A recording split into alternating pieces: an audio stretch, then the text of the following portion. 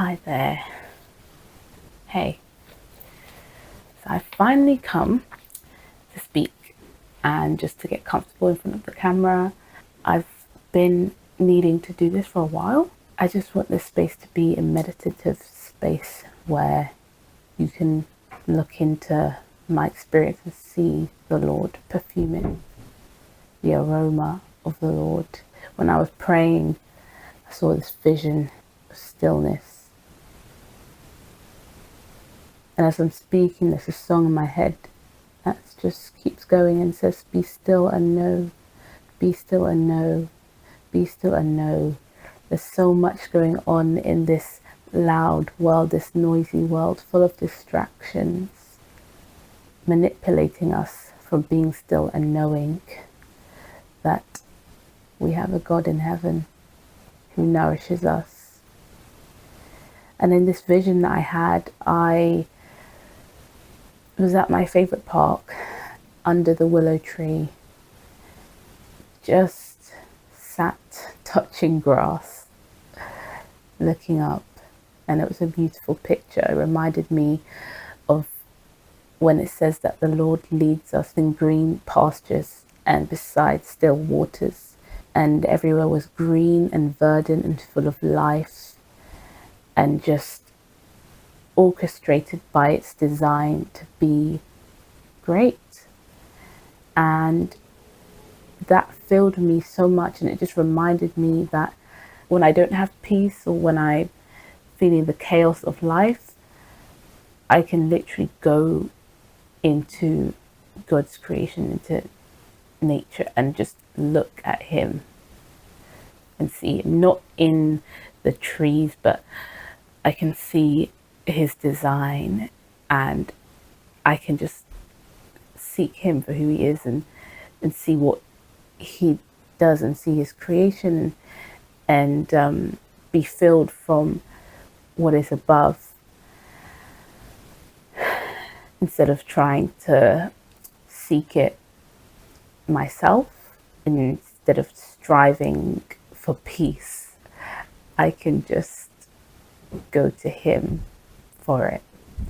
And for me, because I relate to Christ through nature, through the trees, touching grass for me is a way to connect to Him.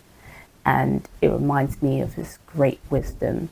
When I see the oaks, I'm reminded that faith, trusting in Him, is like a strong oak. It's like the what can't be moved, and even if it does move, it's a constant movement, and it sways, and it's grounded, and it's like building your life on a firm foundation, and it provides shade, provides nests for birds. It's just majestic. And when I look at that, I see the character of God. That's what fills me up, and that's what helps me to zoom out and really see things for what they are. I realized all my life I tried to make myself something. I've had an internal drum beating, do this, do that, prove to this person that you can do it, prove to yourself that you can do it.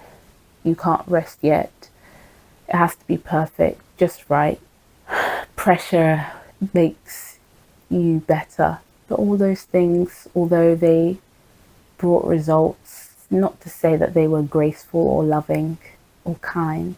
And I'm learning to be kinder through looking at Christ, who fills me up, teaches me to take every day a step at a time, gives us our daily bread, the bread that is just for today, that won't fade away.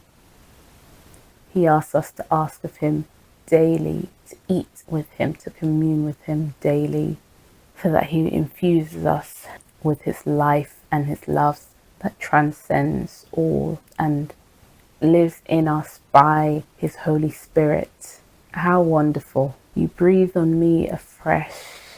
I know you're not in the breath. I know that what we see isn't half of who you are. I know that you are deeper.